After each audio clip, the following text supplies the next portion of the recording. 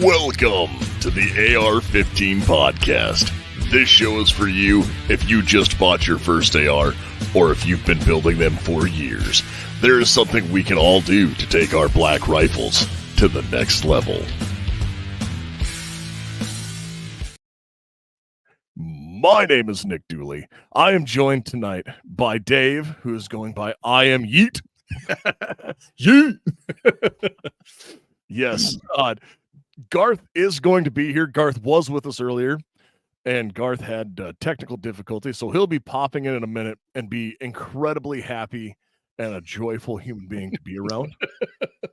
And it will be glorious, and I'm going to tell him he has to go back and listen to our intro later. Nice. As he should. Yes. So Dave is our very special guest, and if you can't tell from the Yeet comment, Dave, tell everyone where you work. Let's see. I think it's High Point Firearms. Yeah, it's High Point Firearms. Yes, it is. And I know that we're going to get into it a lot more as the night goes on with stuff like this. We will talk a lot about High Points and the actual place that they hold in the world, because they do hold a very special place. Absolutely. Not just on the crime statistics list. No.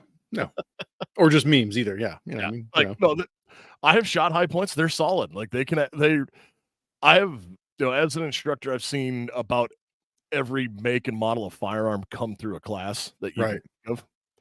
And I've seen a lot of High Points come through, and everybody goes, "Oh, well, have you ever seen one finish a class?" It's like, I have. I've seen them have problems, and I've seen Glocks have problems. I've seen seen all sorts of things. I've seen everything have problems. Yeah. The only gun I've seen not have a problem, because I've only seen one of them come through and it managed to make it the whole time. I had a guy come through with a Nagant revolver. What? Yeah. Oh, Nagant.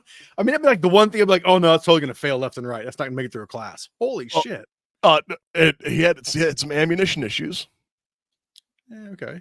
But it was just like, had to come back and clink and double tap on it and it shot again. But yeah, it definitely worked. I'm like, when that happens, and it was definitely a and Sonny says, "Hello all, nothing wrong with a High Point. Excited for this episode." Oh yeah.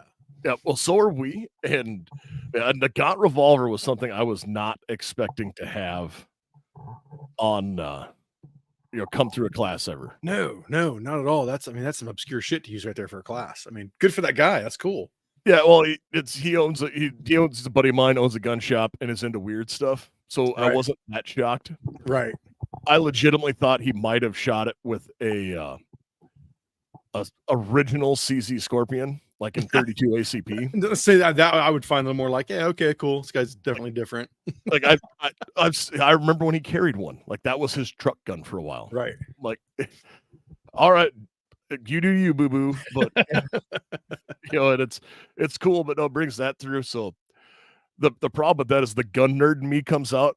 Then so I'm like, well, this is a Nagant revolver, so this actually is really unique because it doesn't have a proper forcing cone. Instead, it actually creates a gas seal because it goes. So when I do like a 5-minute class on the Nagant revolver, that people are like, "What the hell are you talking about?" It's interesting to like 2 people on the planet, right? And I'm like, "No, guys, this is really cool because you could thread this, and it's a great suppressor host, and it's 30 cal, so you can just run your rifle can on this." Oh God, that's cool. And that's what you get when you have a gun nerd teaching classes. Yeah. So yeah, absolutely.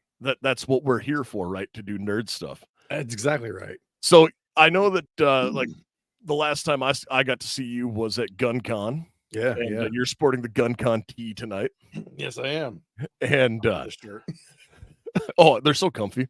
Oh, dude, I literally sent Pat a text like the other week. I was like, took a selfie shot. I'm like, dude, this shirt is awesome. I wear it like every week. And he's like, thanks, buddy. Like, yeah, no, it's awesome. It's a good shirt. He never knows how to take those. It's like, right. Okay. Right. But No, and that event is rapidly becoming one of my favorite events of the year to go to. Absolutely. Absolutely. And I think it's because it's like, yeah, it's we get to hang out with all of the listeners and the people who love to come and do this and are excited to be there.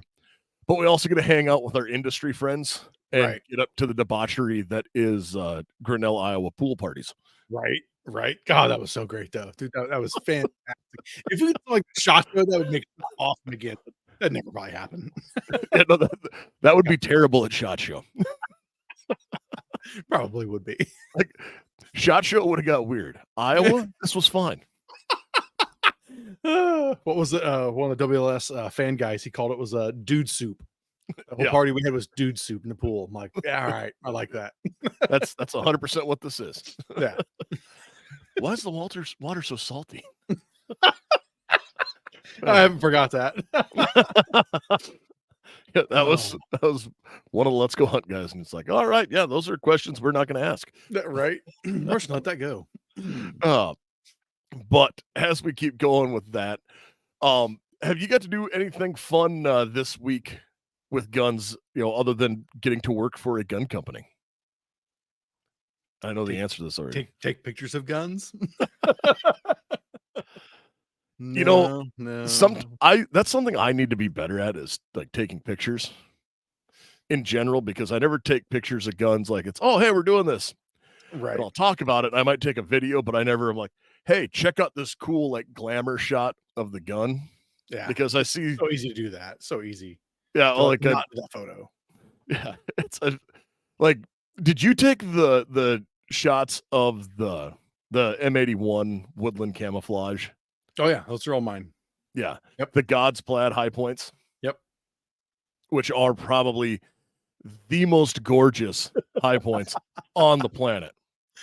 I mean, they do look pretty sick. There's no hiding it. I quite literally was talking to someone like an hour ago. And I brought up, we're doing this, and like, oh, really? I'm like, oh no, like you guys have to check these out. And they went, oh. And then they look at it like, oh man. Like I'd rock that. I'm like, yeah, everyone would. Like Right. These are gorgeous. Yeah, no, they look good. I mean, and that's the thing. I think what was it at Gun Con? We had it in the 995 in M81. We had it in the Yeet Cannon M81. I don't think we had the 45 yet, but now you can get the JHP 45 in M81, the 45-95 carbine in M81, the 1095 carbine in M81, and we actually have the JXP 10 mil pistol coming in M81. So we got a huge lineup of M81 pistols and carbines. Yeah, and it's like that's awesome, and I will pull the pictures up here for anyone to look at because these are absolutely gorgeous. Yes, I am over 18. Damn lawyers. Yeah. Why is this important all of a sudden? Oh, because California did something stupid. Right. That is why. Instagram. I've got quite a few people on Instagram. Wasn't this is the first 9 there's goals, but there's a couple more on there. I need to throw some of the 10 mil carbine ones up there. I thought I had. Oh wait, here's the one from Goals there you you go. mentioned. Oh, it's from X. Oh yeah, I did have the lifestyle ones up there. Okay. Yeah, so like there you go. That's just the 9. Yep. Right, the 9C. Or no, that's the 995. 995. Yep. Yes, these are most definitely. Oh, here you go. Available now. And that is the whole series of them is just like these things are otherworldly good looking. I mean, it's kind of crazy how much like we've been doing camo patterns for a while. So you get like the Cryptek and you get some snow camo moth winter mimicry, I think it's called. And we've like a generic woodland, a generic digital camo, and a pink camo, FD and ODE. We got a flag FD and a flag OD. And those look cool and good. But dude, seriously, the M81, you're just like, this looks sick. Yeah, like this really looks sick. No wonder this is the most popular thing in the world.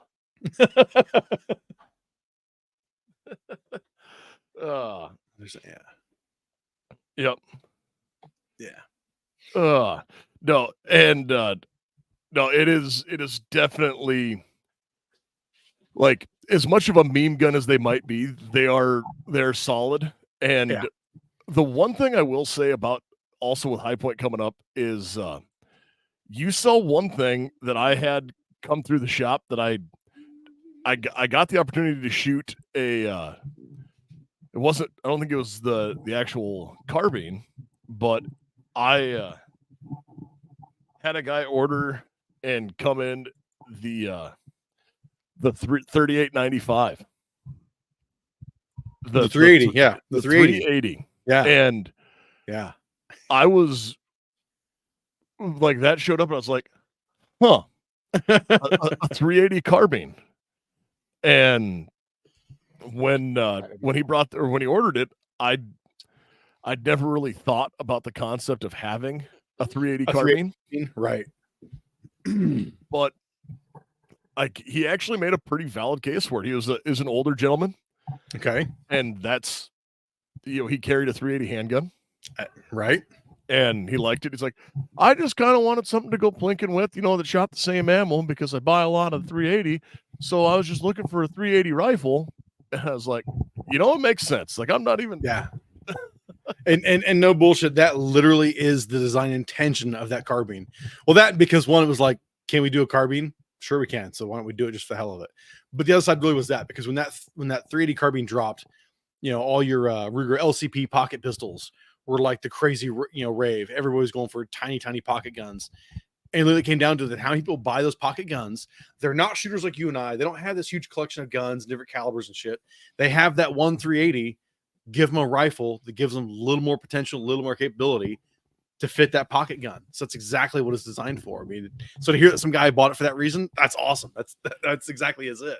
Yeah, no, that was 100% what it was. Like he got on Bud's Guns and found that, and that's awesome. Yeah, it's that's what he has, and it's what he can carry. So, it's you can say what you want about the 380 caliber, but if you get anywhere outside of America, like Right. if you actually look at globally, 380 is an incredibly common self-defense Right. caliber.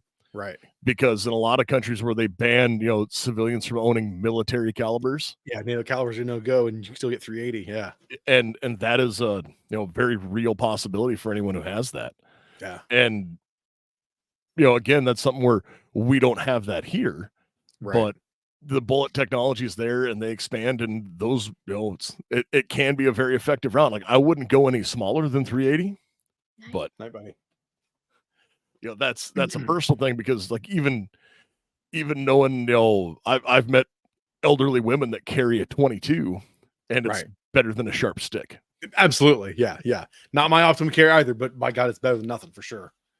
Yeah. For sure.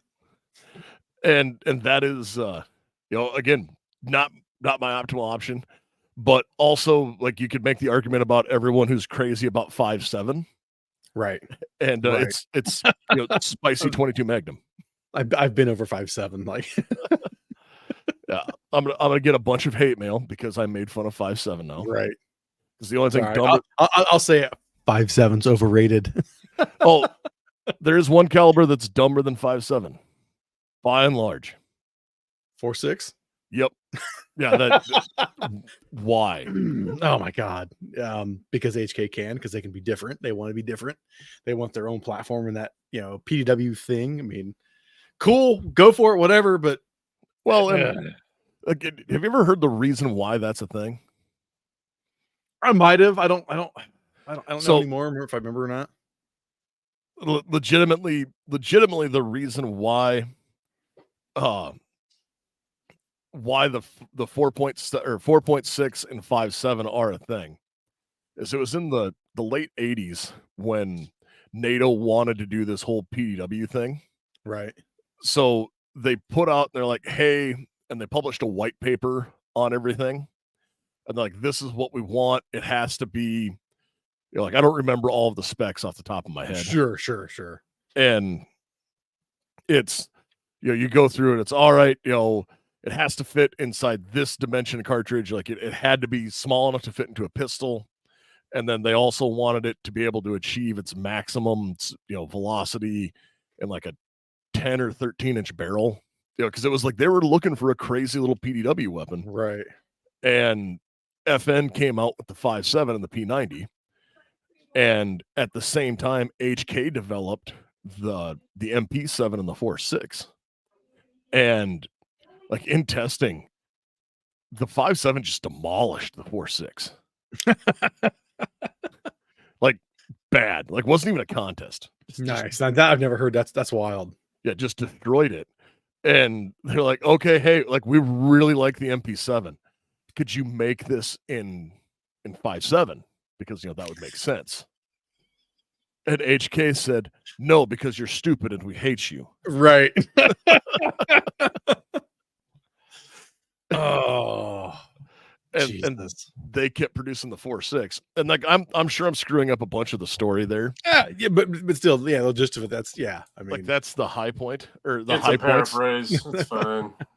Well, it was I think it was an NRA show. A buddy of mine from Student of the Gun, he came up and he was asking me, he goes, hey, people asking you guys for High Point 5.7. I was like, oh yeah, all the damn time. Like we have no plans for it right now because you can't fit it in the current, handguns or the carbine, the grip, module just won't work with it. And he was like, what about the 4.6? And I was like, why? Who does anything with the 4.6? He goes, oh, no, I'm not saying you should. I'm just asking you that question. He goes, do you understand why people love the MP7? And I was like, because it's H&K and they can't get it. I was like, I mean, I've shot one. It was cool.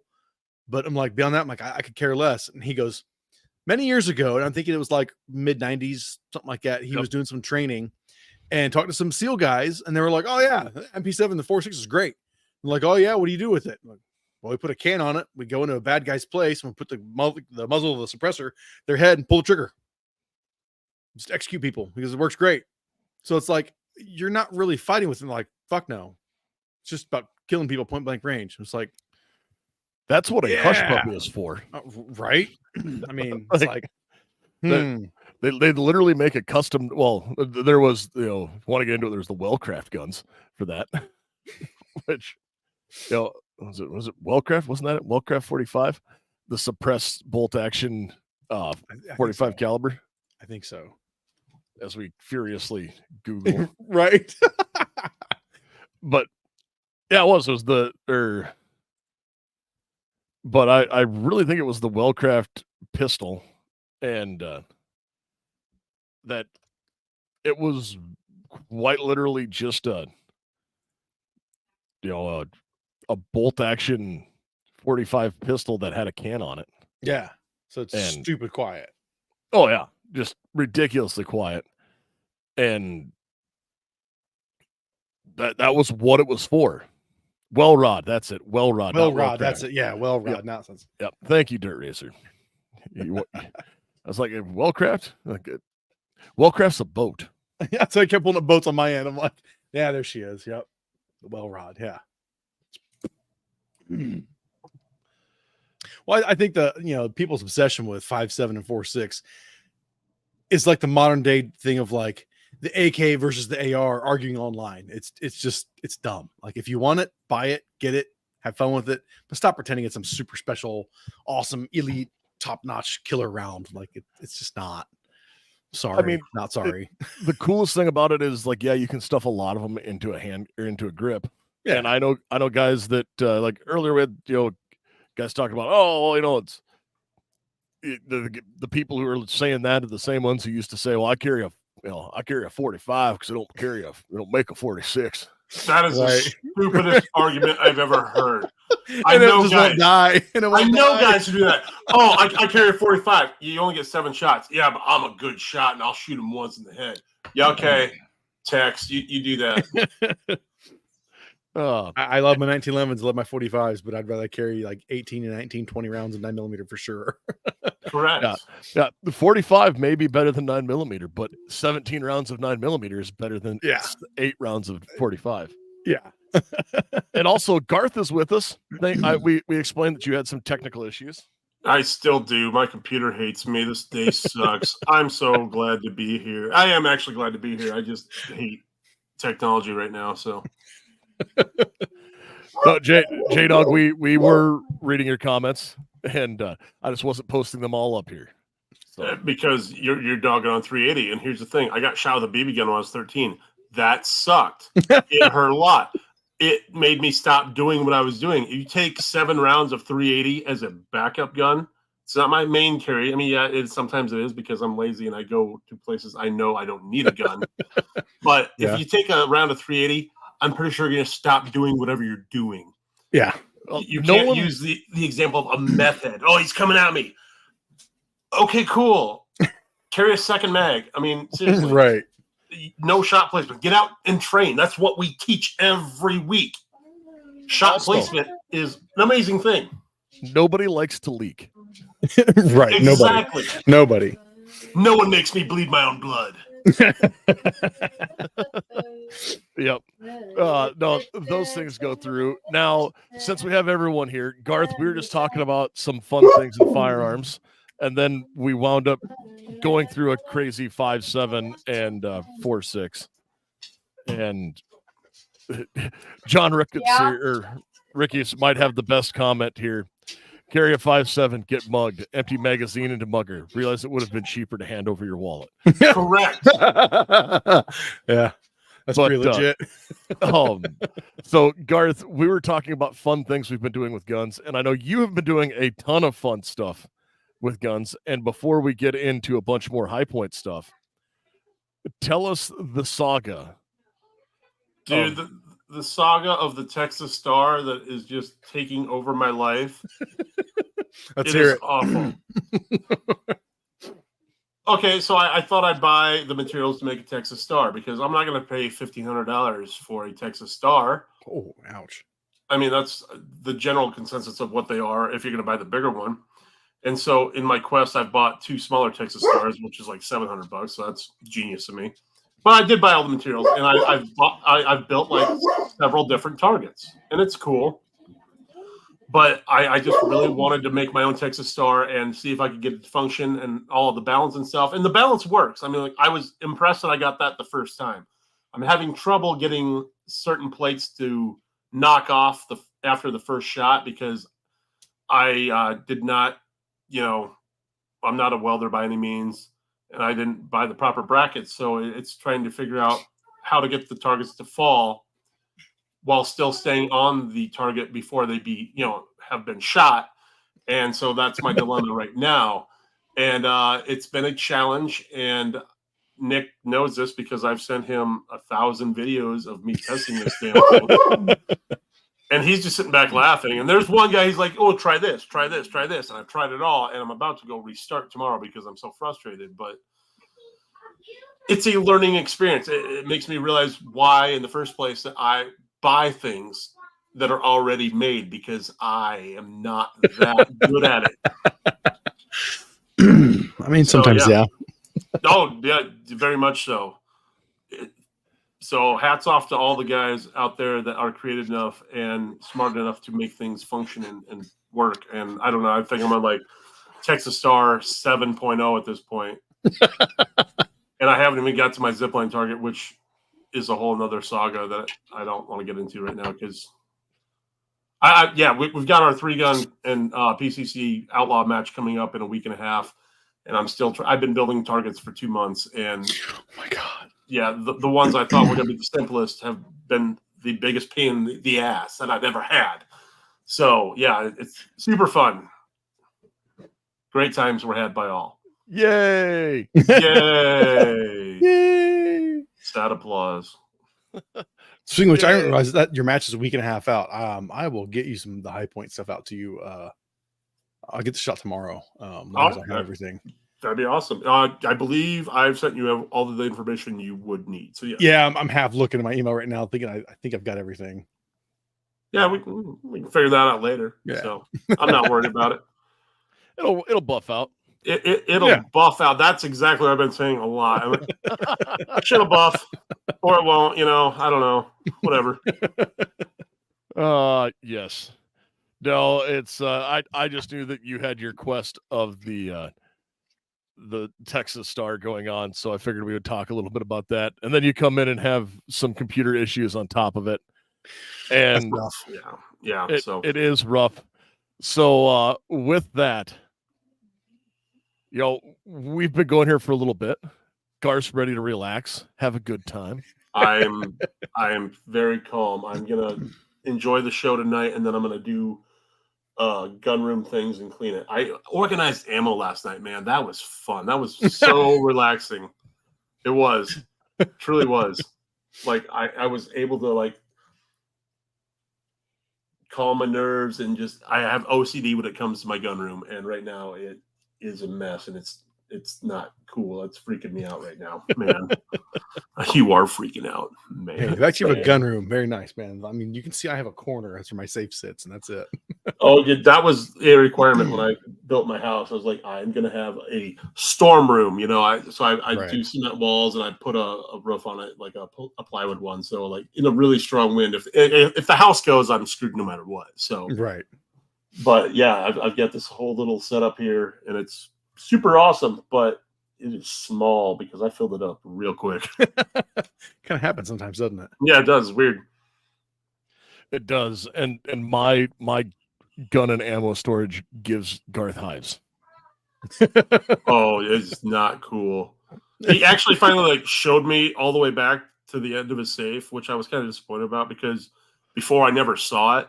And so I just always imagined it was just a magical place that led to Narnia, and some like hooved half deer, half man was just handing him firearms all the way, you know? And he's like, oh, here, Nick, here's another one. Here, oh, thanks, Duffy, or whatever your name is. Yeah, just handing guns away, you know? That's awesome. Yeah, no, it's just a semi-standard safe that I may have filled to capacity. Yeah, that's Nick, fine. if we took out every firearm in your safe, you and I and one more person could fit in it. And we are not small human beings. This is true. Yeah, we and not touch a lot. Exactly.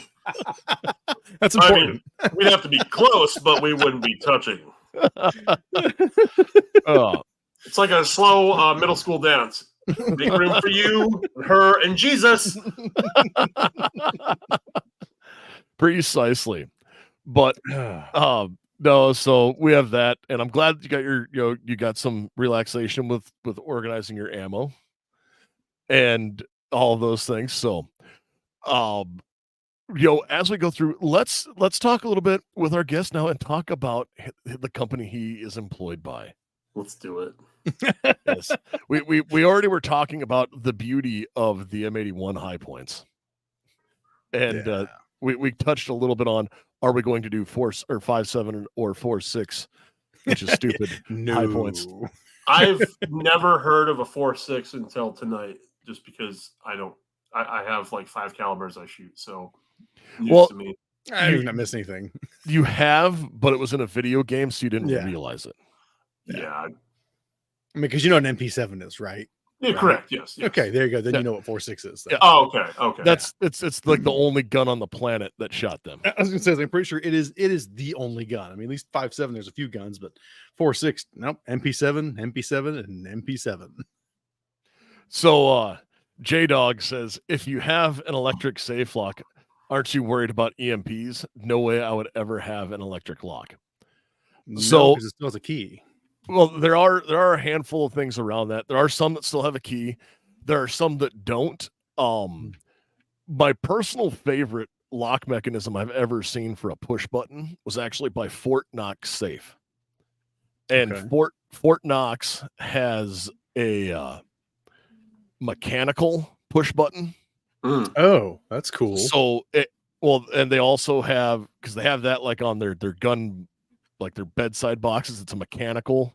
It's push everything in, but they also have one that has a dial and an electric keypad.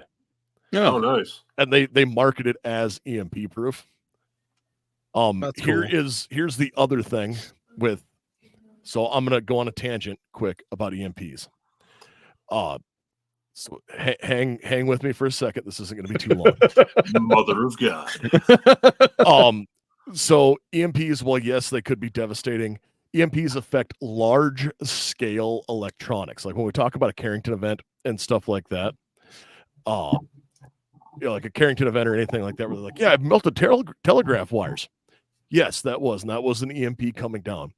but those are put out for large scale, like as the telephone and all the metal going over acts like a giant collector and antenna, and then soaks up that energy and puts it into the grid, which would cause, telegraph wires to melt in the 1860s.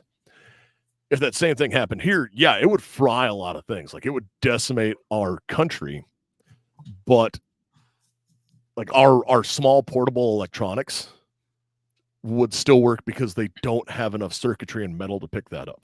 Right. So a lot of smaller devices would handle an EMP well because they don't have enough circuitry to be hit by that magnetic pulse. It's just like the whole vehicles and computer chips and the Y2K bug. And there is a lot of that, but even if you look into some of the hardened systems that are allegedly EMP proof, you don't need to go back to cassette tape computers. And those things are all there. But so I'm sorry, I'm going to get off my high horse about EMPs now, especially because if you have it in a basement that's surrounded by earth, and concrete, that's also going to shield from a lot of it. So the giant fear of EMP, well, yes, it is a thing. It would disrupt more of your day-to-day life than it would all of the small things. I think it's cool because you're only the second person I've ever heard to really say that. Yeah, it'd be bad no matter what. Not saying something bad, but it is not the complete total blackout of every battery-powered electric thing out there. And I'm like, yeah, that makes sense. And some people are just like, no, it'll destroy everything. I'm like, okay, fine. I'm not gonna argue anymore. I just don't care. Yes. Also, if you want to know how much frequencies or radio waves your microphone blocks, put on your Bluetooth headphones, put your phone in the microwave, and close the door. Yeah. Because it'll still go through. And that tells you exactly how much radiation your microwave stops. Right. Well, I mean, I still did the whole thing though too. I just put dial mechanisms on my safes the day I bought them, so that just fixes that whole solution right there. You just got to remember your combination. Yeah, that's key. Yeah, I don't want to forget that. Well, I mean, I got these liberties that I haven't used in years because if you just turn it to the right slightly, it'll lock the safe. As long as you remember just to slide it back to the left, it'll unlock. But if you slide it too far, then you've got to put the combo in again. And I'm like, I have it wrote down, which is in my electronic safe over here. I'm like, damn it, I should probably put that somewhere that is accessible. Yeah, probably. Allegedly. So yeah, IR smart. Yeah, I have a Liberty safe, man. I bought it 15 years ago before all this crap happened. Get off me. That's I'm right. starving. That's right. Yeah, there's a lot of people who have Liberty safes, and yep, they got dumb. They sure did. Yeah. Don't get rid of your safe that you have because of that. I mean, your safe you have is still fine. Yeah. It's like the Harley thing right now. Like, people are like, I won't ride Harley anymore. I'm like, you bought the bike how many years ago? Shut up and ride it. Who cares? Yeah. Yes. And also, I can't get rid of my Liberty safe. I'd have to get rid of my whole house. You would. That stays with the house when you sell it someday. Yeah, I don't have enough friends to get the safe out of my house. Oh, you do. We all just have bad knees and backs, and we're not going to blow them out trying to get that monstrosity out. No, I honestly don't think I could get it out of my basement because going in had enough problems. If I wanted to take it out, I'd have to be putting new windows in. You know what? If Leroy Jethro Gibbs can get a boat out of his basement, you can get that safe out of yours. I'd have to want to. Yeah. But we're not here to talk about fictional NCIS characters. We're here to talk about stuff used in real crimes. High Point. Oh, dick. Sorry, that was mean. That was not called for. No, it was funny. It was funny. I couldn't help my it. feelings. I'm sorry. Don't be. We know there are plenty of jokes like that. I mean, oh yeah, he's just serious. Shit, man. No, you can be serious. It still doesn't matter. It wouldn't bother me. I can say several years ago, our local range, when they first did a Glock GSSF match, and two Glock guys, Scott and Scott. The one's actually Scotty Banks. He's still with Glock. He's a great dude. They ran the match for us, and I ended up winning the random draw for like the ROs because since we shoot there, we RO'd the match for them. And when they called me in to go come get the gun or the ticket or the gun, one of my buddies, he's like, dude, tell them who you work for. And I was like, they're not going to care. And they're like, who you work for, man? I was like, work for High Point. And both guys were like, oh, cool. And my buddy was like, what? You're not going to give him shit? And they were like, why would we give him shit, man? He's like, because it's High Point, because like their guns are using crimes. I was like, dude, Glocks are using just as many crimes as our guns. And both Scott and Scott look at me and go, yeah, pretty much. It's like, yeah, dude, we don't care, man. Nobody cares. It's just you care because you think it's funny to make fun of High Point, but that's cool. Yeah. So also with this, I'm going to make fun of John here because John says, from YouTube, I have a John Deere safe. I ignore the fact that it's Liberty. I'm enjoying the fact that it goes on my farm account. That's fine, but do you have to call to have a subscription in order to unlock it like you do the tractors? Oh. Damn. Sorry. I have enough friends that run John Deere equipment. I would really love to use this, but I have to pay for the subscription. Ouch. It's a pay-as-you-play kind of thing. Yep. Points work. That's the important part. Yeah, High Points work. That's Yep. So we've already covered it a little bit. Now let's get into a little bit of the history of High Point because High Point does have a very definite place. Yeah. So again, as I've said before, I've been an instructor for a long time. I've seen a lot of stuff come through, and it's in looking at things. I've seen people who are economically challenged, if you will, and it's okay. That. Well, they'll go through and they're like, oh, I'm going to buy, the cheapest handgun I have because I've had Jennings come through. I've had Bricos come through, and I have never seen a Jennings or a Brico finish a class. Right. Just because apparently pot metal will only go so far. But, and in running those, but there are people who legitimately like the gun they can afford is a High Point or a Sky. And I would rather see someone run a High Point than a Sky. Correct. Yes. Good. Like Skies look prettier, but High Points run better. And that's a general thing I hear a lot between especially public shows we go to, like the like Gun Con, GOS, NRA. People come up and say just that to us. They're like, I like to look at that Sky. Like, but my High Points have always run for me. They've never failed me. And I'm like, awesome, great, keep buying them. Thank you. Buy some more. I got the dial installed, so it's the only deer I own that's subscription free.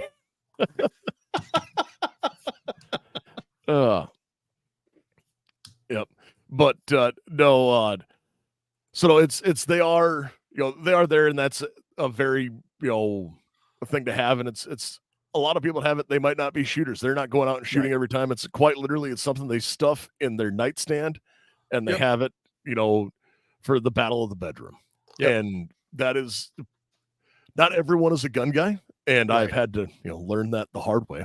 Yeah, that's a hard thing for all of us being gun guys. Is you get too quick to judge and call things out the way we're into shit. And flat out, there's plenty of people who just aren't gun people. They just need something that's going to work and it's simple and doesn't break the bank. And it makes sense. So tell me a little bit of history on High Point. It's like, I'm not going to throw any years out there because I flat out don't know. It's way before me. But I can tell you the original guy, Tom Deeb, who started it all, he was let's say in the 80s. We'll just leave it like that. He was sick then seeing the prices of guns going up what they were and how hard they were to get for a reliable gun because you're starting to spend a ton of money then for a Colt, for a Beretta, whatever. And he wanted to design something that was for the everyday man because that's what he was and that's what he did. I mean, in short, he built a gun, sold it to a local shop, and he came in with a few more and it got to the point where they were like, holy shit, man, you're making more guns than we can handle out here. And so then those guys started another company, which is actually who I work for, which is MKS Supply. They became like a distributing arm of High Point. So everything that High Point made, MKS would take and then get it to the wholesale distribution chain. And then that from there getting out to the dealers, because they kept making more and more guns from, 5 a week, 10 a week, 20 a week, 30 a week, 40 a week, 50, 100, 200, 300, just kept growing it in all that time.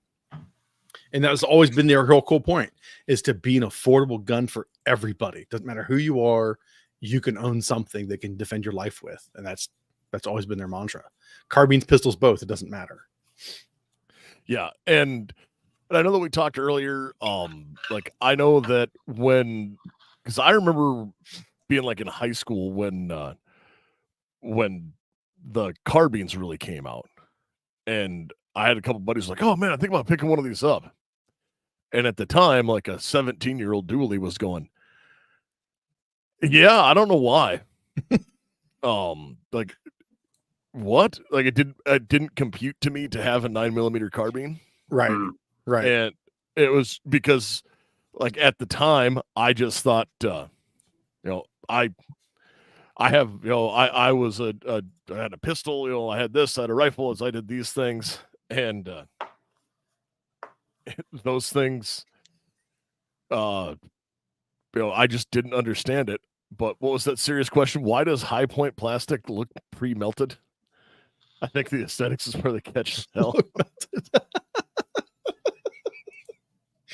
I don't have an answer for that. I mean, the new guns, I don't think do. The older guns, yeah, I kind of see what you mean by that. Just their design's old of the old guns. It really is. I mean, like that when the YC9 dropped, that was the first real new handgun design they did in like 20 years, 25 years.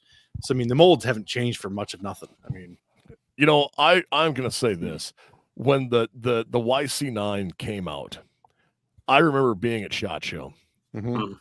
and I remember being asked to leave the Glock booth because I've been asked to leave several booths at SHOT Show over the years. Can confirm. But they were going through I happened to be standing there, and they were trying to sell me on whatever revolutionary thing Glock had done this year for Glock Perfection. Right. They moved the site. And they were explaining this to me, and they're like, oh, yeah, see, we changed the spring cup here to do this. And I went, oh, neat.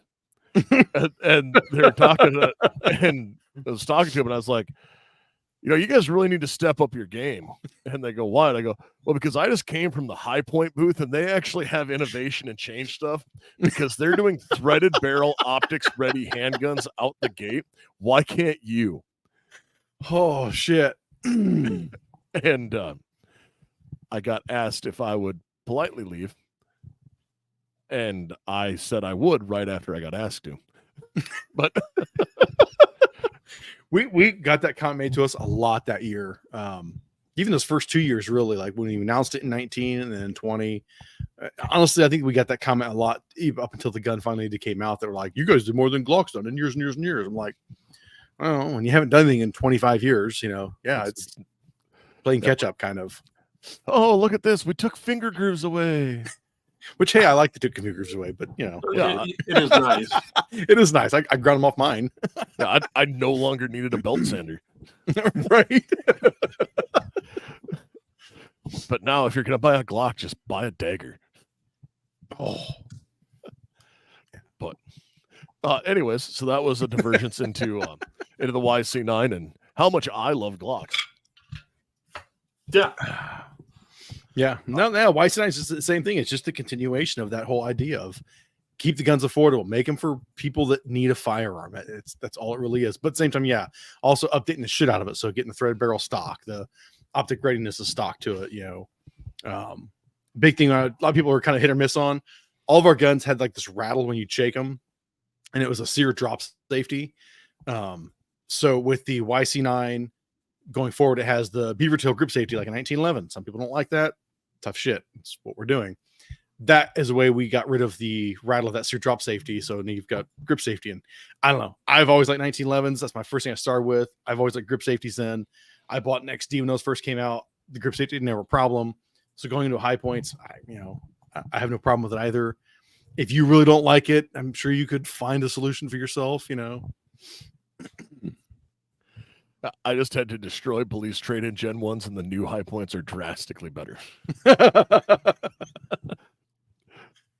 That's awesome. Yep. You know, there really is only one major problem with high points, though. You know what that is you cannot get VZ grips for them. And VZ grips are unique because they're machined from a solid block of G10, and G10 is great because it's durable and doesn't get slippery when covered with mud, blood, or sweat. 17-degree grip angle and a wide variety of textures from mild to extreme, as well as color options available and shorty versions. 1911 grips, as we've talked about, we all love them with extreme customizability, standard slim palm swells, thumb notches, safety cuts, bottom profiles, and more. More than 25 textures and 27 colors are available, including grips for my beloved Berettas. And now with that, this coupon code is good for 15% off all handgun and rifle grips. And that code is AR-15 podcast at vzgrips.com. Now, I mean, I'll say hopefully maybe somebody in VZ Grips is listening. I'm not saying that VZ should jump in the deep, with doing some high point grips, but at the same time, with like the older C9, we've made millions of those guns. And guess what? Some people that have the C9s, they will drop the money on VZ grips. But now you're talking the YC9, being it's the current kind of new flagship. Not only is that gun built for everybody to afford a gun, but also the memers are buying the gun like crazy. Guess what, VZ grips? You'd probably sell quite a lot if you did. Just make like one SKU. It would work. J-Dog also says High Point is the Nickelback of firearms. And I would actually take that as a compliment, meaning that like I would, yeah, because like it's actually really good till someone on the internet said you weren't allowed to like them, right? So that's basically where we're sitting with High Point then, because High Point, that was my first semi-auto pistol. I had a 9mm. I don't remember the model. I don't have it anymore. I know who has it in my hometown. I'm trying to buy it back. They won't sell it to me. It's like, oh no, we actually really like that gun. I'm like, that's because you want it back. Well, that's just it, yeah. So, but I'm like, yeah, it's a solid firearm. It went to Colorado with me for 2 years while I was in college. It was a fantastic option to have. And then when we went to GunCon this past year and we shot your PCC variant, man, I was thoroughly impressed with how that fired. And I have not seen one on the shelf yet, so that's the only reason I haven't purchased one. But I'm waiting because I'm just kind of lurking around because it's one of those guns that it's so affordable. It's like, oh, I'm in a gun shop. Oh, I see that. That's coming home with me today. Right. It's that type of firearm. Nowadays when you see something new on the internet, you're like, oh man, I really want that, but that requires a lot of savings. You might spend $1,000 to $1,500 on some of the newer products, and you go, okay, well, I just can't impulse $1,500. Right. I can sure as shit impulse $310 or $350 on a High Point and not feel bad about that whatsoever. Yeah, you really can. I mean, so 100%, and that is honestly the biggest complaint I have ever heard about High Points is the magazines. Yeah, and it is because it's a single stack magazine. Yep. So if you want to look here, I will pull up a picture of what the 20 round magazine in the the red ball, the 9mm 20 round and the 45 and 20 round.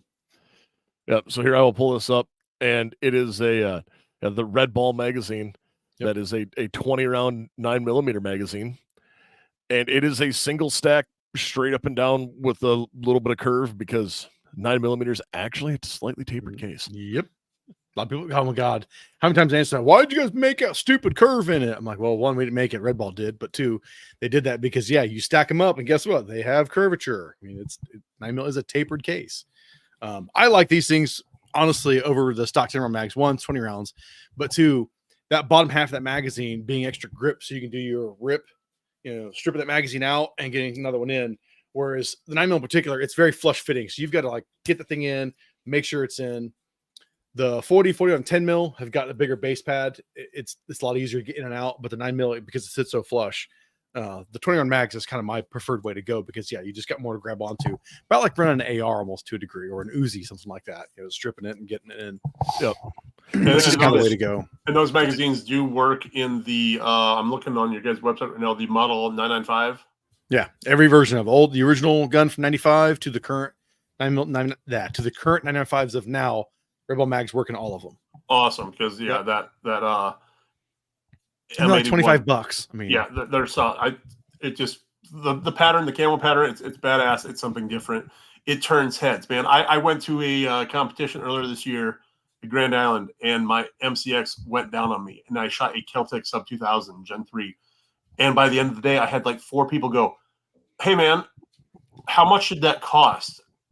And I told them, like, "Oh, that's actually really reasonable, and I think I would like to pick one of those up." They were thoroughly impressed with how it shot. I feel I could do the same thing with a high point, and everyone, would laugh at me. Fine, that's totally cool. It functions, it works. It's a great shooter. Why not? That's the funny thing too. You say people laugh, but really, when people laugh are like the internet keyboard commandos. When you actually go to events with it, people are like, "Is that a high point?" Or they'll be like, "What the hell is that?" Like, "Oh, it's a high point." And they're like, "Oh, really?" Exactly. And they see you running it, and it's like, "What's that thing cost?" A couple $100. And they're like, "That's awesome." I'm like, "Man, it's for real. It's not a joke." I mean, well, it's just like I said earlier with the guy who had come in, you guys had one in 380, and it's, hey, right. you don't have. I also think you're the only people who make a carbine in 30 super carry. Yep. Or 32 French long. Yep. And 30 Super is the exact same thing as the 380 carbine, because there's those handguns out there for the non-shooters that have that gun. We got a carbine to go with it. Why not? Like, I'm kind of now you're making my brain do things that's not good. Oh shit. Well, targeting. No, I really want to know. Like, I am not going to do this, but there's a part of me that really wants to. The amount of velocity difference in running that 30 super carry out of a 16-inch barrel versus like the 2-inch in the shield. It's hauling ass. It's hauling like ass. I would think it would be probably equivalent of 357 out of a carbine versus out of a pistol or revolver. I mean, say what you want. I mean, 30 super carry. Is it already a dead round? I don't know. Is it going anywhere? Probably not. I mean, could it go somewhere? Sure, it still could, but whatever. It is what it is. But a bomb line is shooting out of the carbine, that thing. Like 9mm doesn't have much recoil, but it does have that. I mean, because it's a blowback action. You have that mass moving back hitting. The 380 and the 30 super carbines have like no recoil, and especially the 30 super carry, it's like a freaking laser beam. I mean, 50 yards, you hit a clay bird dead in the center, you're going to break it into 4 pieces, and you can pick the 4 pieces off and then hit the pieces after that. It's kind of nuts. It really is. I won't knock it at all. I mean, the very first time the only 30 super carry I have ever shot has been out of a high point carbine. That's awesome. That's no joke at all. That is the only 30 super carry I've ever shot. I mean, same here. So I'm looking right now just on AmmoSeek, and it's 34 cents a round. So it's not that it's overly expensive. I mean, yes, it's more than 9, but that's everybody's gold standard. I'm like, it is more than 9, but it's less than 45. Right. I mean, that kind of says something right there, though. Yeah. Oh, so that was page. Yeah, I just did the AmmoSeek for it, and you can get it. And CCI, Blazer, Federal, Remington, and that's it. But yeah, I mean, I guess those kind of thing too. If you're a gun guy, you're a gun nerd, and you like a lot of different stuff, maybe it's worth it to you to pick up one of the carbines and ammo and have fun with it. And go, holy shit, this is kind of cool. I'm not gonna tell you that you need to get it or not, but you decide for yourself. But it is cool. I mean. Oh, it's on the list for me for sure. I definitely want to run a few competitions like locally with it, just to screw with people's heads, because that'd be funny to me. What I'm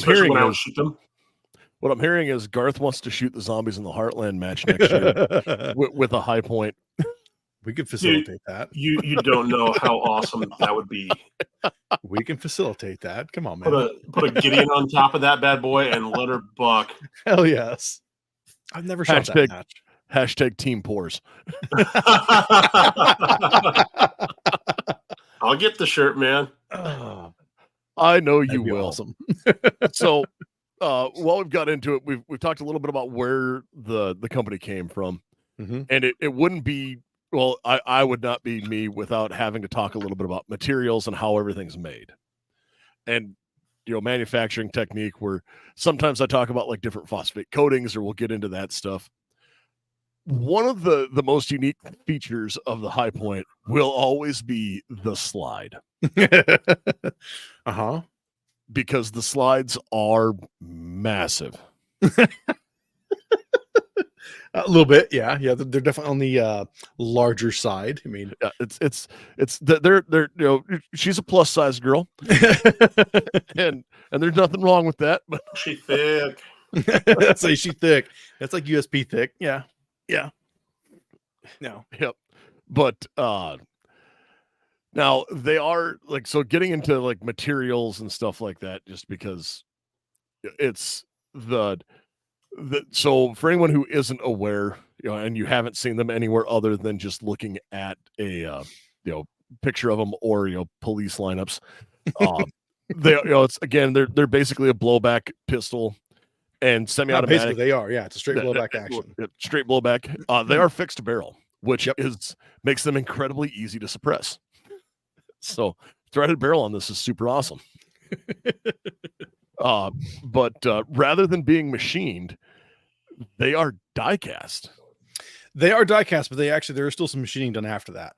Yeah. But the main thing is most of your guns out there are stainless steel slides, and the High Point's not. It's ZMAC 3 is the material we use. So yeah, so it's a cast material, zinc aluminum, material compound. Yeah, the reason we do that, it's a whole lot cheaper. How to make our guns affordable? We use a ZMAC slide. We've looked in the past before. I mean, like I've been with MKS High Point for like 15 years. And I want to say a couple years in, they were seriously looking at it like, maybe we should try checking out what a stainless steel slide would look like. And yeah, it would scale it down and keep the weight which you need. If anybody knows about blowback actions, blowbacks do require spring power and the weight of the slide to mass, because there's no breech lockup. So that spring in the slide mass is what keeps everything shut and tight till you fire it. So going stainless steel, sure, you could actually small scale the size of the slide down, make it a little bit smaller. But again, then it shot our cost up to like double. It's like, can't do that. We're not doing that. So we stick with the ZMAC. The ZMAC works. Yeah, can it melt technically if you throw it into a hot ass fire? Sure. Our RP-88's done it before. Everything will melt. Your frames are going to melt typically at the same time as that slide's going to melt. So really, is the gun going to melt while you're using it, shooting it? No, you'll never shoot it that much. You'll never get that hot. It is durable as the dependable. And then you get to like people say, oh, well, that shit'll break. It'll blow up. It's pot metal. Like, no, it's not pot metal. Can you have any perfection in the slide? Sure, you can. Has it happened? I can't say that I've seen one personally. I've seen pictures online of one like busted in half. But how many times was that because they were literally trying to blow the gun up, with some tannerite or something else, and it blows up? So sure, you can destroy it, but it's not going to break on you. I mean, I will say this about like gun. I have a relative or a semi-famous picture on my phone that I took, and it's at a military match, and it is a Beretta that the slide broke in half. Like literally pulled the trigger, the bullet went out, and the front half of the slide shot off the front of the gun. And it right where the PB is in Beretta on both sides, the slide just cracked in half. Right.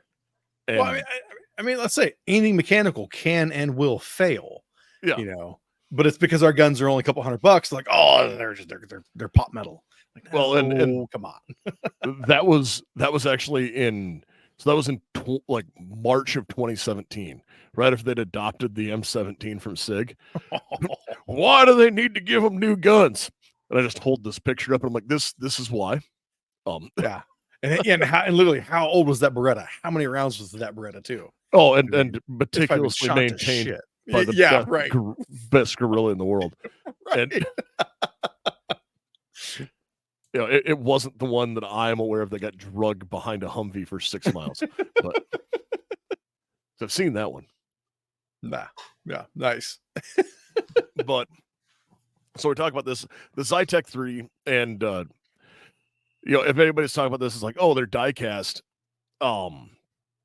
So at one time there was like you talk about this and there's a lot of other handguns that get brought up in the same, I'm not gonna say caliber, but same style. And it's, I already made jokes about Lorson and Right.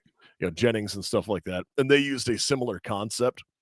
But what most people don't realize, there's actually a manufacturer that uses more of that than anyone else, but they use a different name than die cast. They call it metal injection molding. Yeah, make it sound cooler. Because that's what it is. Yeah. It's and that is Ruger. Ruger does say it's Ruger. Yep, Ruger does a ton of die cast, but again, it's metal injection molding because we call our process this. Yeah, and it's there's people who throw a fit about all sorts of MIM parts, and that's MIM parts are die cast. It's just yeah, it's all the marketing spin. How do you want to spin it to make it sound cool or not cool? I mean, yeah, it's just instead of being upfront and honest, what is it? No, I die cast that one. Like I made a die and then we cast the metal in it and it came out because it's a mold. Like, yeah, that's how it works. Oh, how these work? Well, so we make the mold and then we inject metal. So it's die cast. No. It's metal injection molding. Yeah, it's die cast. But so this is not me like trying to be, oh man, high points are awesome, but it's me telling you the truth about what a lot of people might not realize about manufacturing of firearms. And I think that is an important thing to realize is, hey, a lot of these things where it's like, oh man, can you believe they do that? Well, yeah, but like if you ever picked up an EC9, because their slides are pretty much going to be made the same way. I mean, not exactly, because they started life, as an LC, and those were machined, and then they went to a MIM slide and then a forged, because that's why the sights are in the. Never mind. Like how many 1911s out there have MIM slides and frames, and we won't talk about that. Yeah, this is not new technology. It's just a different material. And this is how I get banned from everywhere. Yeah, you actually know things and piss them off. I just piss them off. See, that's why we make a great team, Garth. You walk in and shoot your mouth off, and I'm like, oh, hey, let me tell you why he's right.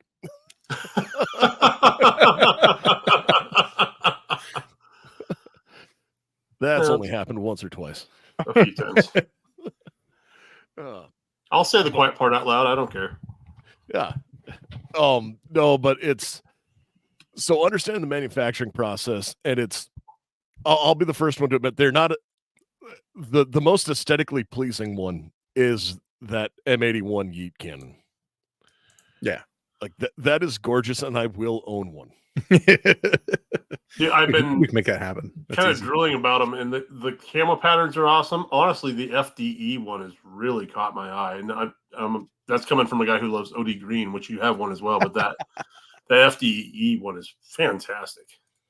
Yeah, it's funny. That's one I just shot those photos and put them up there, like pretty damn recent, because I didn't even realize we had those things in. And I was shooting some photos for, I think it was I did some of the M81 stuff, and all of a sudden I see this couple skids, and I was like, what's these C9s? I'm like, why C9s? I'm like, why C9 OD FD? I'm like, we have these? I'm like, nobody told me. I'm like, well, shit. All right, I'm gonna shoot photos of these things too. So yeah, no, the C9, YC9 FD and OD. Yeah, I mean, they are sharp, man. Seriously. I mean, yeah, so you've got like a couple different camo patterns in the YC9 for the I'm just looking on your website here. All of them are super awesome. That jungle green stuff, not really catch my eye, but that with the FDE, with the I don't know what military pattern you would name that. It's just called digital. Digital pattern. Oh yeah, it's digital desert. Yeah, that's pretty solid. I like that one a lot. It's like a knockoff of Marine Corps Marpat. There you go. Because I have it's the free idea version. what any of that means. That's okay. That's what I'm here for. Civilian over here waving his hand that you can't see. Yeah, and then of course there is probably the most infamous one. The money. Like, yeah, the money, which when you put that on to this to the YC, that needs to be the YC OG. Well, okay, so here, let's see me pull up. Maybe like a gold chain on it and everything. Yeah. Where's the money? Yeah, see. So now the funny thing is, like, I'm not saying you'll see a YC9 money. I'm not saying you won't. If anything, what will happen is maybe you'll get the slide in the YC or the YC9 slide in money, but the grips you won't, because the new grips in the YC9, because the texturing, they don't take the Hydro Dip film cleanly, because you have the High Point logos are on the grips. It just doesn't work. So if anything, what happened is you could maybe see a YC9 with a money slide at least, maying, but it won't be the full slide and grips like the old C9, because I'm gonna bring back my old nickname from high school and get one of those G Money Ho. Here we go. Yes, and Red Rum asked if I've ever shot a 500 mag. Yes, I have. And then I put it back down and walked away. Same. True story. Like, this was fun. Collector has a question. Could the grips get Cerakoted? Yeah. Yeah, because I think I'm pretty sure the FDE and OD ones, those are Cerakoted. Okay, cool. So yes. Right on. No, that is awesome. And no, it's, again, we talked about it earlier when we get into this, and again, I've done nothing but probably talk smack about major companies and get people's feelings butthurt because I make fun of the things they love. But specifically Glocks. And in running these things, if anyone didn't know, like, there's a handful of places online where I've been known to talk to people, and one of them is Discord, and like our Discord and the We Like Shooting Discord. And anytime somebody brings up those, I just refer to them as the Austrian High Point. And that is what I refer to them as. And it's actually caught on with a handful of guys. Oh shit. And that's just Austrian High Point. Because I am that guy. No, that's great. I love it. But and it's more just me making fun of Glocks than it is anything else. Yeah. And it's not even that much about actually making fun of Glocks as it is the Glock fanboys. It's the fanboys. Yeah. It's kind of like Vikings fans. See, Nick's more disappointed now because I used to be a Glock fanboy, and now I've switched over to mostly SIG. So, and what else were you? Is that really an upgrade though? I mean, Glock to SIG. I mean, in the personal carry realm, yes. On the 365 line, I would say. Okay, on the 365. Okay, I was like, if you said like the 320, I'd be like, is that really an upgrade? Well, I mean, I have a bunch of 320s, but I don't carry them on a regular. I mean, I shoot competition with the X Legion, but that's, that one's fair. Yeah. But oh yes, okay, yes, I was a Viking fan once, but they took knees. I stopped watching. Now I go when I go to our favorite sports bar, I wear my Dolphin jersey that is number 5, and it says Finkel on the back, and people don't get it. They're like, "Oh, you're a Dolphins fan, right?" I'm like, "No, read the back of the name." Awesome. Oh my god, that's awesome. Oh, yes, Finkel is Einhorn. Einhorn is Finkel, and I actually have a Finkel gun. He does. He has a Stealth Arms Platypus. Yeah, that Klecker is actually building a holster for me right now. So, did you have that at GunCon? I did. Yes. It was the orange one. Yeah. Okay. Yeah, that was cool. That was badass. Yeah. It's the Finkel gun. That's great. Yep. So, do we have anything else to touch on before we devolve into more, obscure references to 90s movies? Which I'm all in for, but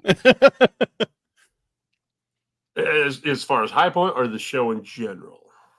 Yes. Okay, well then we should probably talk about Patriot Patch. PatriotPatch.co for all your patch necessity needs. Again, my camera's not working, and the other guys never get to see it anyway. But Nick has a Patriot patch on his microphone as well as a tin sign in his hand. Guys, I can't stress this enough. Patriot Patch makes the best patches in the industry. Go check them out. They do a Patch of the Month club. You can join it. I believe it's like $15 a month. They send you the patch that for all the seasons and stuff. They also have nostalgic patches. They have pop culture patches. They have the Wolverine patches. They have that In Case of Tyranny Break Glass patch. I love that. Actually, I stole that idea and I want to frame my firefighter gun in a glass case and then do that exact thing because I think that's hilarious to me. They have great cleaning pads, which I use for mouse pads because they work so nice. They have every part of the AR, which everyone's like, oh, you should use it to clean guns with. I'm like, no, because someday I'm going to have to reference this thing because the internet's going to go down from an EMP. So I need this thing to be pristine. So go check out Patriot Patch, patriotpatch.co. And Clucker says they're making our logo patches now too. Dude, that's awesome. Yep, that is awesome. Jake and the guys over there at Patriot Patch Company are good people. They escaped communist Illinois. They did. Nice. And, Good for them. And moved to the free state of South Dakota. They absolutely did. And Jake and those guys over at Patriot Patch swung for the fences and are helping us out in a major way and are a title sponsor of our 3-gun competition. So thank you, Jake, and thank all the guys over at Patriot Patch because that is fantastic. Yes, indeed. So when we get through with that, what else has come up? So we've talked a lot about various handguns in the YC9 and like how dumb it is to have the internet name anything. No, come on, that was fun. It was. You know what I was really impressed with when we went to SHOT a couple of years ago, Nick? The 10 millimeter that High Point makes was pretty solid. I was thoroughly impressed. And that was like when 10 millimeter was like, it's been around for a long time, but it was really catching fire a couple of years ago. And you guys really cornered the market. I thought it was a solid build. Yeah, 10 mil is like a funny thing. Again, I've been doing this for 15 years, so that's 15 years of SHOT Shows. And I can remember how many times guys would come up at SHOT Show be like, you need to make a High Point in 10 millimeter. And we would go, oh, really? Yeah, me and my buddy, we'd buy one. We're like, oh, there's 2. And then a couple of people come up and do the same thing, like, oh, that's like 4, and it was like, could we do it? Sure. I was like, but what was the point? And then, 10 mil, like all of a sudden, like Resurge was bouncing back, and it was like, we should probably get on this. We know it can be done. I mean, because it's 40 cal, just longer, really and truly. Just real quick, Mick needs to know about holster options. If you look up Klecker Tactical, he has a chest holster that he will be able to make for the High Point. And I'm actually got some guns going out to him, both small and large frames. This week, I have the order sitting on my desk, believe it or not. So you'll have a whole lot more options as well. That's a side project I've been working on for like a year and a half, is getting different holster outfits, guys that make them, and I'm gonna have them listed on our site. It's not there yet, but it's coming soon, so we can kind of point people to get a good holster of whatever style they need. But 10 millimeter, so 10 mil, I kind of like start popping back, and it's like, we need to do this. And that was the first thing we decided to do. It was in that carbine. Of course, immediately as soon as that carbine came out, and that was what, 2018, something like that. Yeah. Immediately it was like, where's the handgun? Where's the handgun 10 millimeter? It was kind of like, oh my God, people, come on. And the 10 mil handgun actually was kind of in development for a while too. It was just, especially when we released the YC9 before, when it was just a new gun, like, oh, here's a new 9 mil thing, our handgun's coming. While that was going on, it was vaporware. Pretty much kind of first. I mean, I get to think, what was that? That first thing was a 3D printed prototype. So it had a legit barrel in it. And the rest was all 3D printed. Slide. Yeah, it was attached to the display, so you couldn't even pick it up and handle it. Well, if you were special and I knew you, you could handle it. Otherwise, no, you weren't touching it. Yeah, you wouldn't let me pick it up. You know what? I'm sure I probably talked to you guys then, but how we didn't meet and hit it off then, I don't know. Exactly. I'm actually pretty sure you were the guy that talked to us about the 10 mil. Probably. And Nick and I were like, oh, cool, that was really neat. And then, we didn't have that gun con experience. Well, we needed the pool party, but it was the dude soup. I was just there yelling about being more innovative than Glock, and it was, oh yeah, he's that guy. He's here in a Hawaiian shirt and cowboy hat. All right, whatever. Like, Oh, there were so many people that kicked us out of their booths because we were dressed like that. It was ridiculous. I mean, what the hell, man? I mean, Like, well, they didn't kick us out, but didn't take us serious, and that's fine. Right. That's cool. It's whatever. we only got asked to leave 2 or 3 booths. Yeah. I only got asked to leave 2 or 3 booths. You only got asked. Well, and one of them was I started talking to an optics manufacturer, and I asked if they were making these in second or first. Are you making these in first and second focal plane? And the guy looks at me and he goes, "What are you talking about?" And I go, "The focal plane of your optic." Wow. And then they brought an engineer over, and they started to talk to me like, "We make these for precision air rifles," and I'm like, "Neat. Why does it have a ship's like yardage wheel for doing parallax?" And I got asked to never leave or never come back. Because I started asking questions they did not like the answers to. Right. Well, they didn't have the answers to. I mean, that's the difference, though. You come up to our booth and be like, sure, you can ask some engineer level questions. If I don't know the answer, I'm like, dude, I got nothing. I don't know that, but I'm gonna be pretty damn versed as much as I can. And yeah, I actually shoot the product. It's not like I'm not just some rep group guy that's like, oh yeah, here's my gun of the week that I'm hawking as the high point line. No. Well, that's what it was, and I understood that some of these companies just hire people for the show circuit. Yeah. And they read the brochure, and that's about it. Yeah. And yeah, hey, it's what? Like dealing with the used car salesman. Yeah.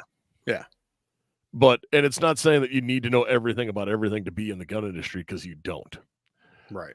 Because there are a certain group of us with like just the right type of autism to like dig into all this and be like, oh, hey, I know what this is. And like, know what companies do MIM and what diecast is and how all those things work. Because let's be real, the majority of people don't care about any of that. But again, raising my hand over here. The camera is not working. I mean, it's funny. I can remember like through that, 4.5 years for the YC9 development, I had so many opportunities. I went to the factory, shot it in different stages, and I couldn't share it. I even recorded some stuff, took some photos, and it was like, yeah, you can't share any of that. I'm like, I know. And just getting badged on people going, oh, where's you can't update. I'm like, I can't say anything. Like, we're working on it. I have no comment. It happens, But yeah, that part was absolutely so rough. To like, one trip we went up. I think the gun was like less than a year out. Maybe it was like a year out. I don't know. We went up to the factory because it's a couple hours north of where I'm at, and we go up there. Gonna do some shooting with it. Gonna get some footage that we could use for like a video demo for SHOT Show and NRA. And we're standing there, and I was like, "Hey guys, have you shot it suppressed yet?" And they were like, "No, we haven't yet." And I'm like, "Do you want to?" They're like, "Yeah, put it on there and shoot it." I'm like, "Okay." That's where like I saw another clip today of something. I was like, why didn't I ever think of that? And it's the dude who put the medical tape on the can and then spins it on. Yeah, have you seen this?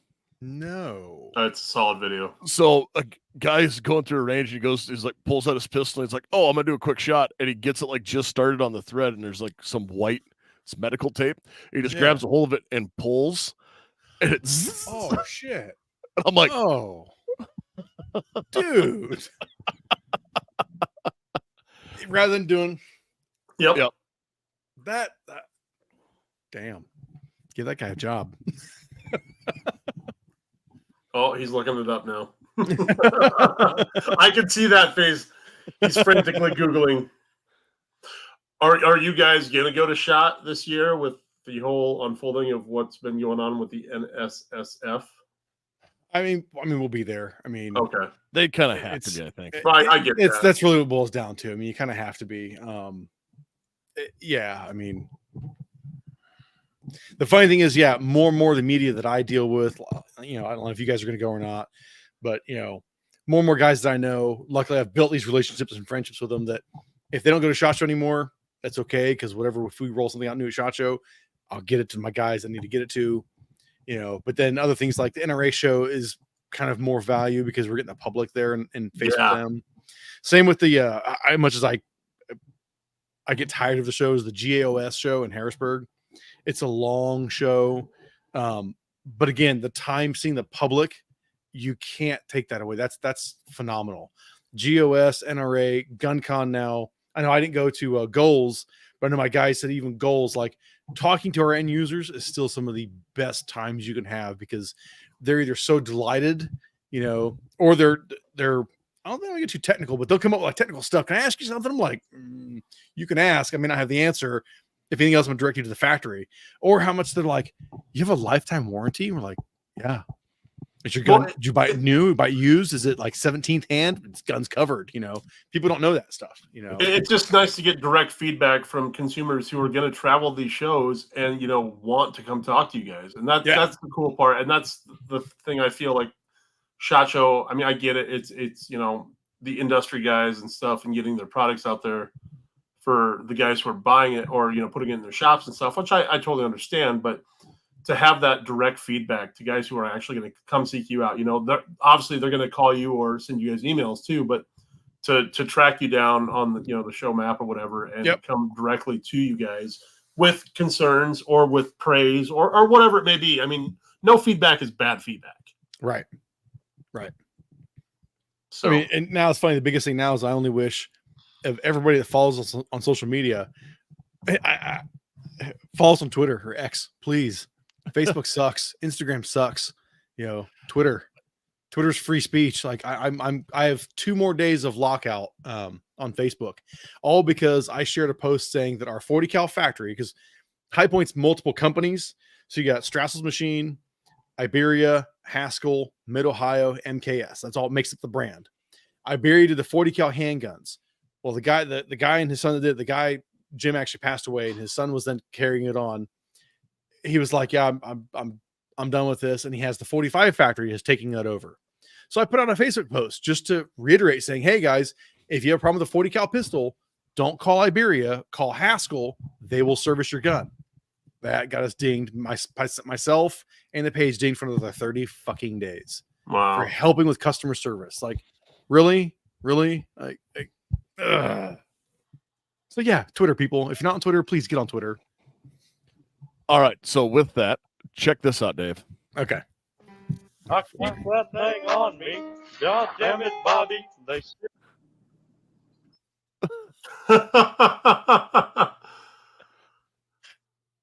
Yeah. That's awesome. That's awesome. Mick, I'm not sure if you can shoot 40 in a 10 mil. I know you can shoot 10 mil in a 45 once. Yeah, that I've seen Tim do it. And twice actually. So I'm not going to tell you that it is okay to do this for 10 millimeter and a 40 because of how pistol cases headspace, because they headspace off of the brass, and you will be held in by just the extractor if you would attempt to do this. But if you happen to, say, accidentally load 40 into a 10 millimeter mag and feed it probably would fire and be just fine. But I am definitely not an attorney, and I'm definitely not telling you that is fine. I'm going to say it'll work until it doesn't, and you'll break an extractor if you do it a lot. All I can tell you is I've had more than a few writers when they got the 10 millimeters, handguns and carbines both, go, we're going to put 40 cal through it, right? And I just go, uh-huh. Yeah, we don't recommend that. We can't stop you. So, would you like to hear about how the Ruger Mini 14 is responsible for the 40 Smith & Wesson? Dear God, no. What? What kind of off the wall shit is that? Oh, it's a thing. I'm not going to get into it now, but that can be off show. I'll let you tell the story again. It's when we have a in October, there'll be some mini-sodes coming out, and you may get to hear me go on about it. Odd. No, Interesting. it is directly responsible for It's well, fascinating. It's like watching paint dry. It's so good. it's I'm not gonna say directly, I'll go indirectly, but it was involved in an altercation that ended up causing the FBI to switch to 10 millimeter and then later to 40 because they couldn't handle 10 millimeter and it was abysmal performance. But yeah, it all comes back to the Ruger Mini 14. Interesting. And that's what we call a teaser. Yeah, right. Look, now you got my peak interest. Like, yeah, I understand the whole 10 to 40. I get that from the FBI, but the mini though, I'm like, okay. Yeah, I just threw a major curveball where I'm like, hey, I can. It's like 6 degrees of Kevin Bacon. Give me a gun and I can. Oh my god, that's awesome. Yeah, I can make this leap, but so now that we've been in this for about an hour and a half, and we've only gone on like hours worth of tangents. I want to thank Dave so much for coming on. Dude, thanks for having me, guys. This has been a blast. And Garth, do you have anything you want to add or talk about or maybe missed? No, man. We covered the majority of it, I think, and then some. Again, yeah. Thanks, Dave, for coming on, especially short notice. So that was super awesome of you. Yeah, really mean that. So it's been fun. I can't wait till the next time us three are in whatever convention somewhere. In cahoots together. Oh, yeah. Absolutely. Yes. Honestly, I think had I known goals, I didn't realize goals was going to be as big as it was at all. I think until we were hanging out, in the pool, it was like, yeah, I know we're going to goals. Like nobody said anything about going though, so I don't think I'm going. And then I didn't go. 2 other guys went, and it was like I see all the feeds from Instagram. I'm like, man, everybody's there. Oh yeah, goals. I'm like, son of a bitch, man. I should have gone. Booked and everything. I was ready to go, and then my real job got in the way, and we finished up work the day I was supposed to fly out, and I just couldn't swing it, and I was so mad because it looked so fun. Instead, I had buddies posting videos going, "Look, I'm at the High Point booth. Where's Dave? Dave, where you at, man?" I'm like, "Oh, you asshole." Was his name Sean? Was his name Sean or Jeremy? No, it wasn't either of them actually. They both knew I wasn't going to be there. Yeah. Oh wait, Jeremy didn't go. Yeah, Jeremy wasn't there. Yeah, it was just Sean and Nick. Yeah. Yep. So, no, that makes sense. But all right, well, Dave, where can they find you and High Point on the internet? High Point, easiest thing, honestly, is go to the website. It got links to the Twitter, Facebook, Instagram, highpointfirearms.com. Me, if you want to follow me, Instagram, pretty much. I don't even know what my handle is because I don't ever mention it. Going to it real quick. Yeah. Kawaka47. That's me. I'm not spelling it out. Right on. It'll get you close enough. Yeah. You'll figure it out. But yeah, so yeah, we're on all the socials with High Point. So especially Twitter. Get on Twitter, people. Please get on Twitter. Oh, Mick asked, do they sell the 10 millimeter all camo out? We have a couple of options in 10 millimeter. If you're talking like the carbine, you can get it in Realtree Edge. I'm trying to pull it up. We have the Woodland, A81 Woodland. We do 2 snow camos. So yeah, you got some camo options in 10 millimeter.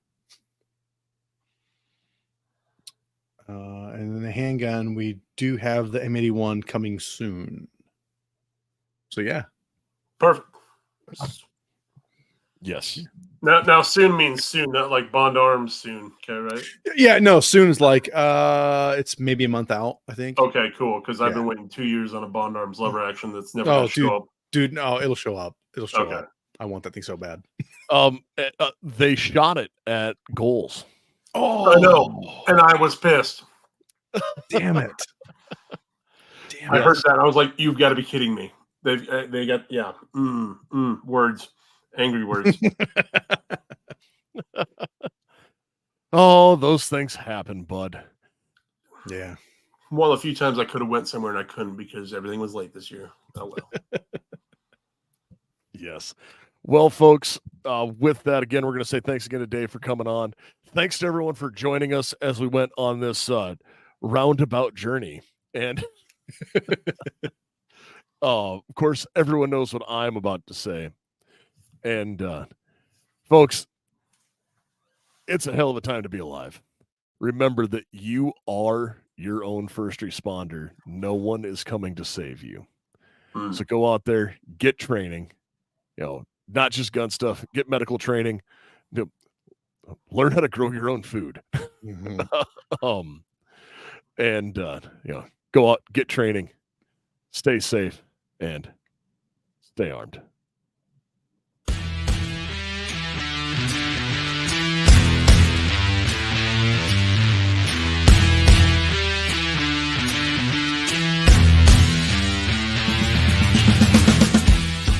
Support the people who support the show.